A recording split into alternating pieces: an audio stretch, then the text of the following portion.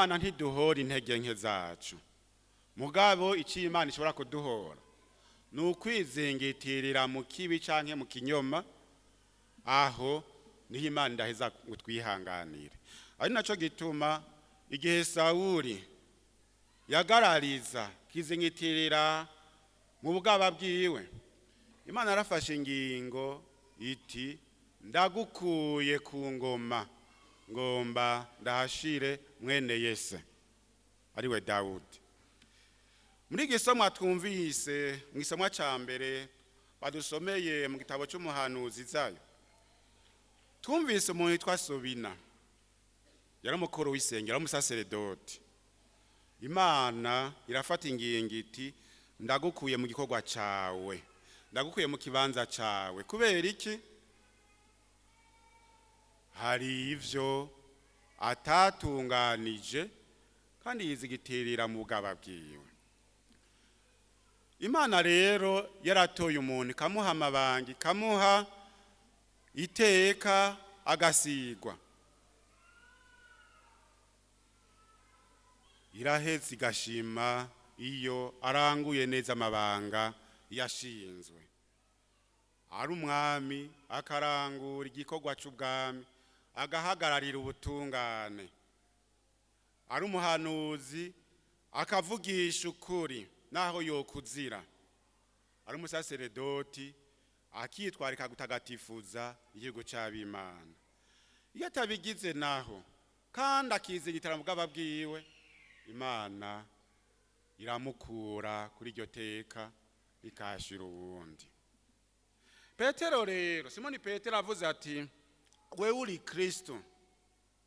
Burya yaraheje vyose, yaraheje kugaragaza ukwemera kwiwe kose. Bani majama yarashatse kuvuga ati uri wa wundi twiteze imyaka n'iyindi. Muramenya abavukanye yuko umuntu atemera ivyiza Imana ikora irabigaragaza, mugabo ntavyakire.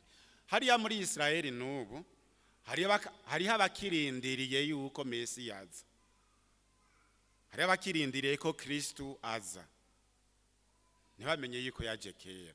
Petero wewe yaraharashe, yabivuze hakiri kare ati wewe uri Kristo.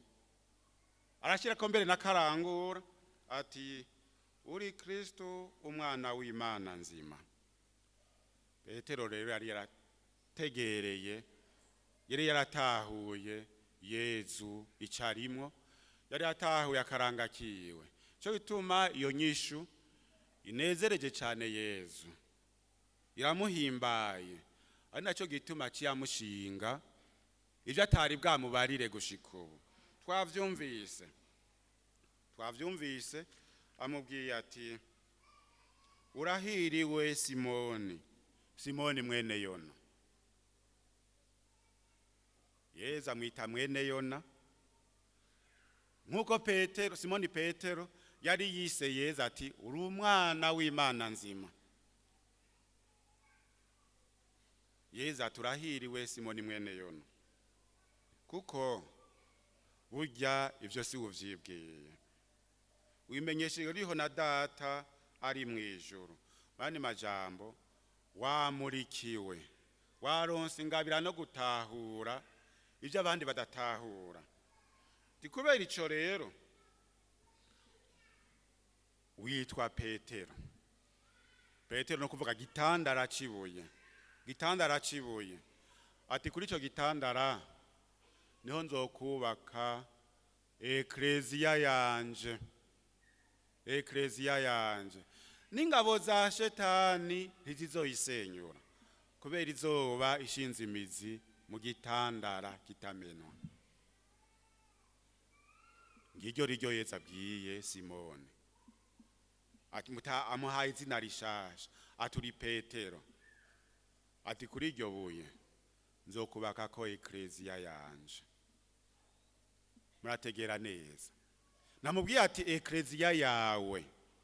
Ekleziya si ya Petero, ekleziya ni ya Yezu Kristo, mugabo yashimye kuyubaka kuri ico gitandara.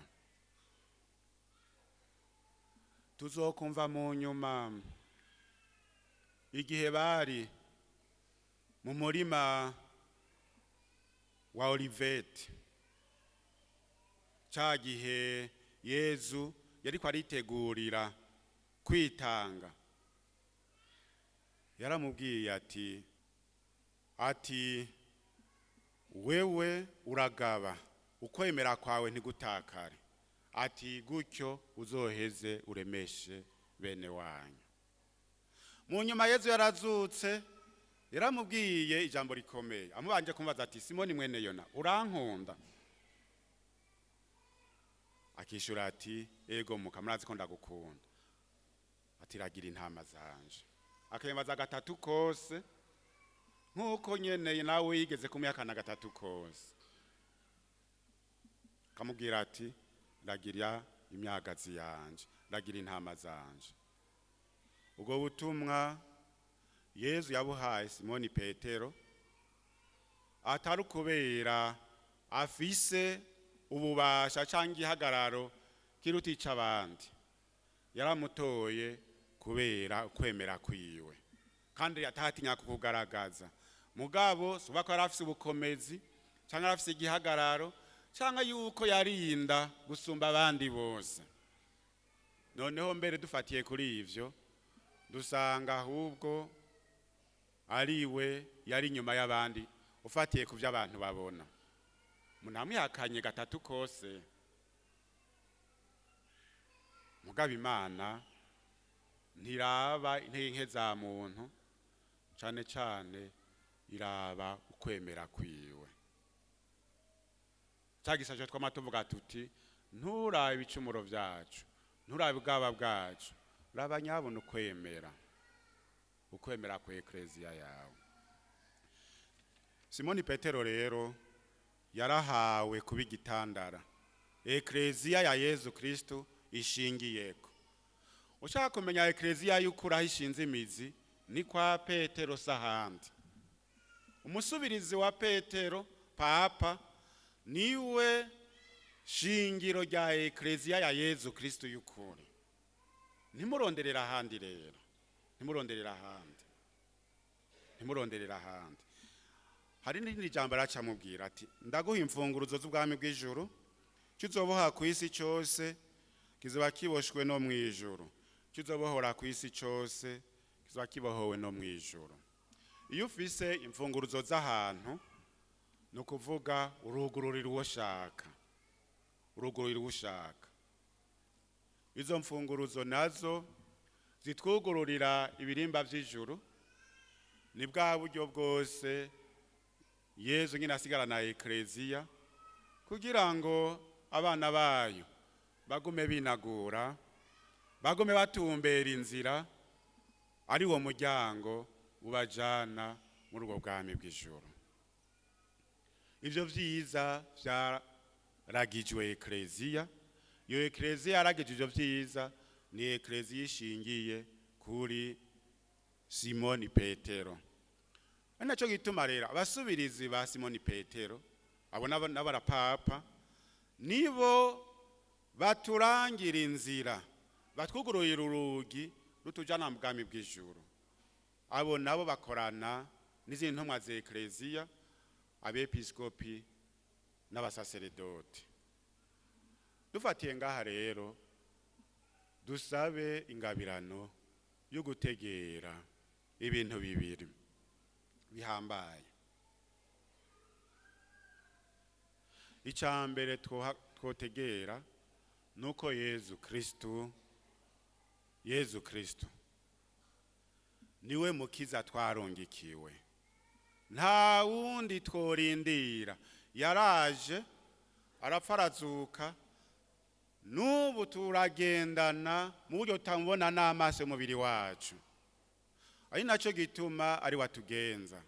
N'igihe duhuye n'ibihuhusi, aba ariwe duhereza ukuboko tumubwira tuti dutabare Mukama. Niwe mutabazi dufise, niwe Kristo intumwa y'Imana. Icya kabiri twotahana nuko uwo Yezu Kristo mu buryo bwo gukora akorera muri ekleziya. Iyo ekleziya nayo yayishinze Simoni Petero n'abasubirizi biwe n'abafasha biwe. Ushaka ivyiza bikugururira urugi rukujana mu bwami bw'ijuru, nuce muri iyo ekleziya yaragijwe Simoni Petero. Ivyo vyiza navyo bitwugururira ni ya masakramento, ca gisabisho giciye mu ndinganizo ya ekleziya, ni za nyigisho, eka izo ndinganizo zose zitegekanijwe, kuko ekleziya ivyitegura ibitegura imurikiwe niyo Mana nyene, imurikiwe na Mutima Mweranda. Dusabe iyo ngabirano y'ukwemera yuko ekleziya ariho muryango wacu, ariho dukura ivyiza vyose bituroresha muri ubwo bwami iyo Mana yatugeneye kuva tukiba abantu.